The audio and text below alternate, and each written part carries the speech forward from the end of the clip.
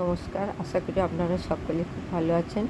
আপনাদেরকে গতকাল বলেছিলাম যে একটা রেসিপি বাকি আছে লাউয়ের, আজকে সেটাই দেখাবো। সেই একটা লাউয়েরই কিন্তু যেটা কাটছি, এটাই আগের দিন কেটেছিলাম।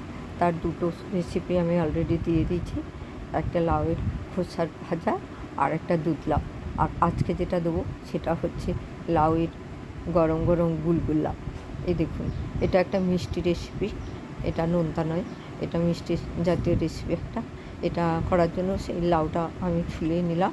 এটা হাফ আমি দুধ লাউয়ে দিয়েছিলাম, হাফ আমি লাউয়ের গুড়গুলো তৈরি করার জন্য নিলাম। এখন দেখুন লাউটা আমি ছুলে নিচ্ছি। এই লাউ এমন একটা উপকারী সবজি, এর ডাঁটাও খাওয়া যায়, এর দেখুন ছালটাও ফেলা যায় না। এবং লাউটা তো খাওয়া যায়, লাউ দিয়ে প্রচুর রকমের সবজি তৈরি করা যায়। এই লাউটা আমি এখন স্ট্যাপার দিয়ে কুড়ে নিচ্ছি।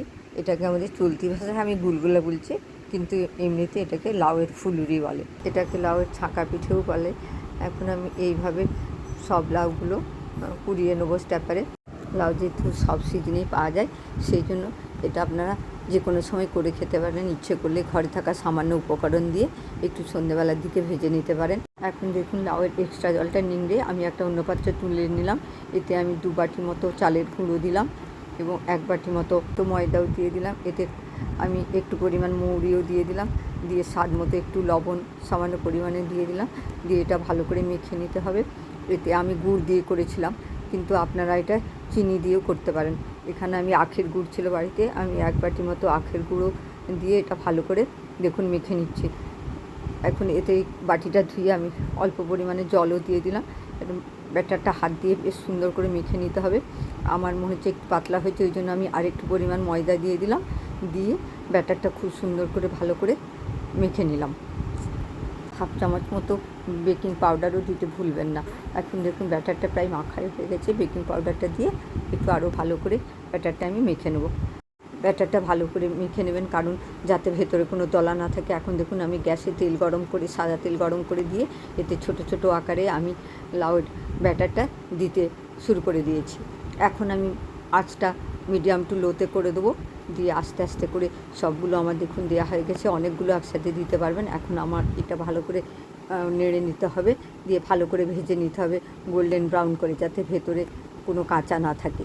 সেই জন্য আমি গ্যাসটা মিডিয়াম টু লোতে করে নিয়েছি।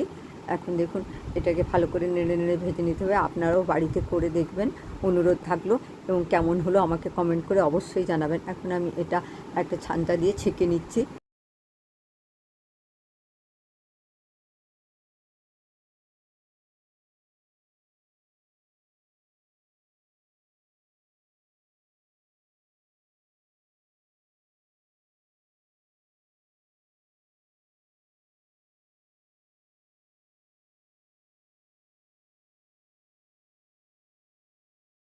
আপনারা পারলে ব্যাটারের সাথে একটু এলাচ গুঁড়ো করে দিয়ে দেবেন, তাহলে ফ্লেভারটাও খুব ভালো হবে।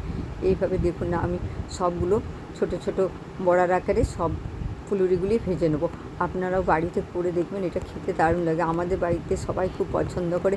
এটা হতে হতেই প্রায় সবাই খেয়ে নেয়, এটা ফেলে রাখা যায় না। এটা আপনারা যদি স্টোর করেন এয়ারটাইট কন্টেনারে, ফ্রিজে কয়েকদিন রাখতে পারবেন। কমেন্ট করে জানাতে কিন্তু ভুলবেন না কেমন হলো। আপনাদের কাছে অনুরোধ থাকলে অবশ্যই করে একবার দেখবেন, খুব ভালো লাগবে আশা করি। আপনাদেরও যদি অন্য কিছু লাউয়ের রেসিপি জানা থাকে আমাকে জানাবেন। তাছাড়াও আপনারা যদি জানতে চান লাউয়ের অন্য কোনো রেসিপি, সেটাও আমাকে কমেন্ট করে জানাবেন। ভালো থাকবেন, সুস্থ থাকবেন, আনন্দে থাকবেন। প্লিজ লাইক, শেয়ার, কমেন্ট এবং সাবস্ক্রাইব করবেন। দেখা হবে পরের আরেকটি ব্লগে।